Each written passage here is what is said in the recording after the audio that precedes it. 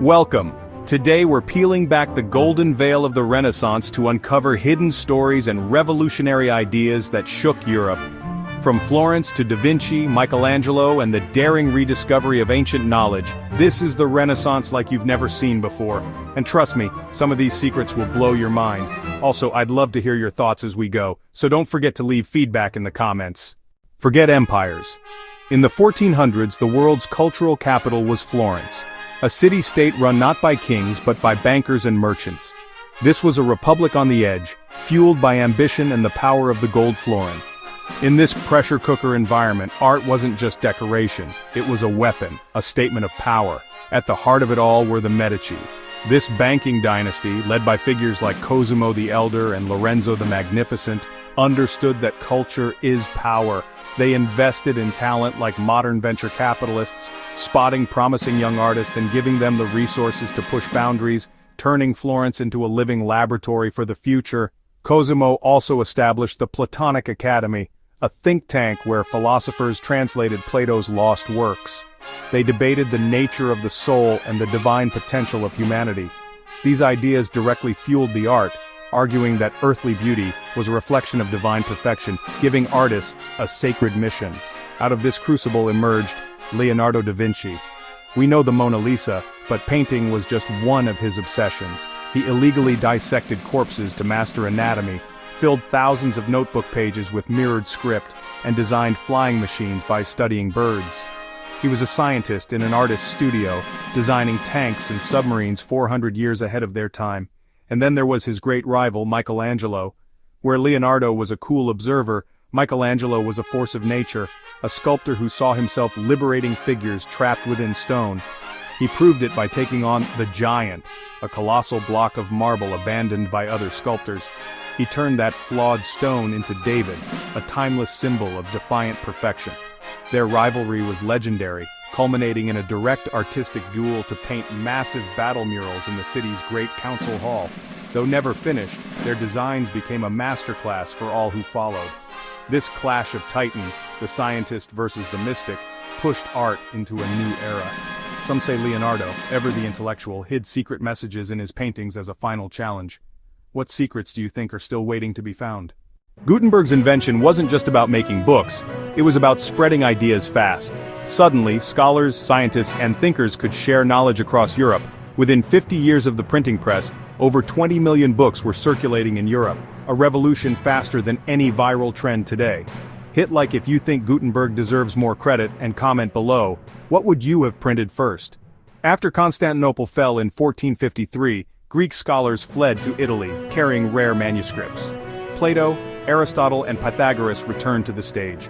Florence's Platonic Academy didn't just read these texts, they debated, challenged, and applied them, even discussing fate versus free will.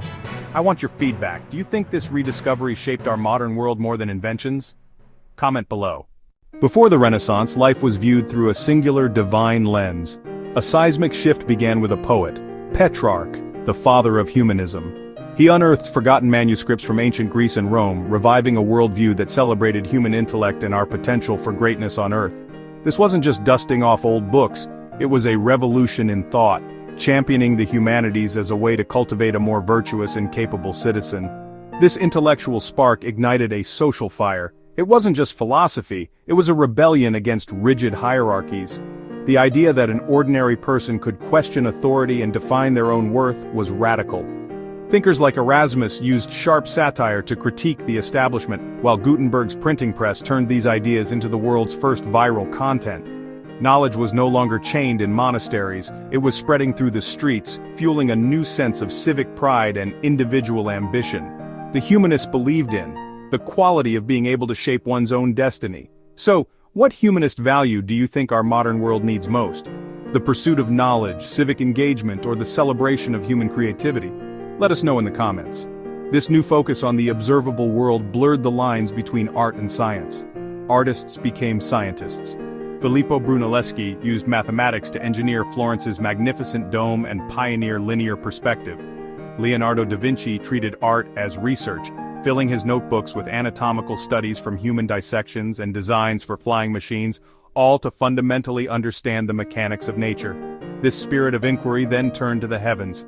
For centuries, the church-endorsed model placed Earth at the center of creation. But Nicholas Copernicus proposed a sun-centered universe. Galileo Galilei provided the visual proof. Pointing his telescope at the sky, he observed Jupiter's moons and the phases of Venus, a direct challenge to the cosmic order. For this heresy, Galileo was tried by the Inquisition and forced to recant. But the truth could not be contained. The scientific method was unleashed, a powerful synergy of art, science, and a fearless quest for knowledge that continues to drive progress today.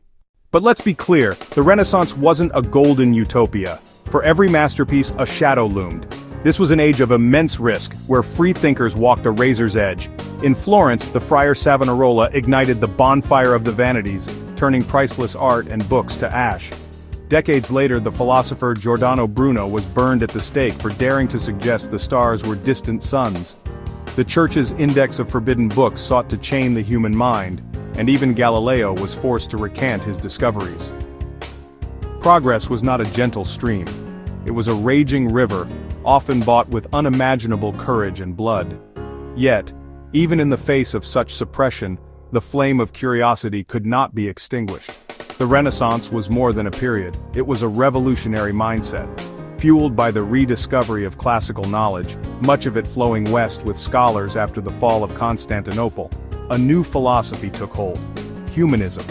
It placed humanity at the center of its own story, celebrating our capacity for reason, creativity, and greatness. This gave birth to the ideal of the uomo universale, the universal man, a master of all trades embodied by figures like Leonardo da Vinci, painter, anatomist, and engineer.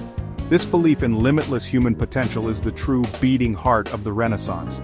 And that pulse still beats within our world, in ways more profound than you might imagine. The printing press, the internet of its day, shattered information monopolies, paving the way for the digital revolution.